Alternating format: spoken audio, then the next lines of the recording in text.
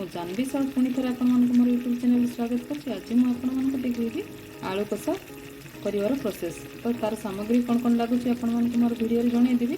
तो स्टार्ट करिया फ्रेंड्स हमर वीडियो। आलू कटा पय देखंतु छोट छोट आलू मु सिजा नै जाईछि। तापरे प्याज नै जाईछि, प्याज टमाटो नै जाईछि, तो कंचा लंका पकेइबे। तो स्टार्ट करिया फ्रेंड्स प्रोसेस। अपन बसई सरलानी तारे तेल ऐड कर दउछि।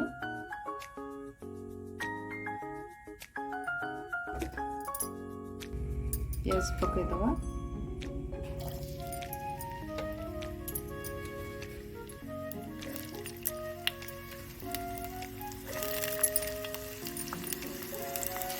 फ्रेंड्स प्याज रा मते लुण पके दवा। और कषा कला पकेगा हल्का ब्राउन कलर भाजी देवा आगे।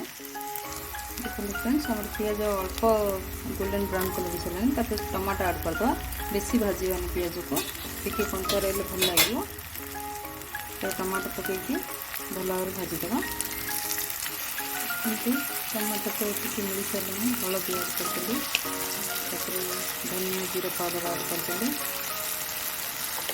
गरम मसला पकईदे भल भाव मिसईदेवा। देखो भल भाव मसला भाजी सारे आम आलू ऐड करके भल भाव कषा टाइप भाजीदेवा। तो फ्रेंड्स देखो तो भल भाव मिसई सारे आलू को। तो ताको आम टिके समय घोड़े दबा। घोड़े टिके समय सिझाइबा कौन सिझा आलू थिला हल्का मसला सहित मिसाइवाई आम टिके समय बसैया दबा भाजापी टिके दबा। तापर भल भाव कषिदबा।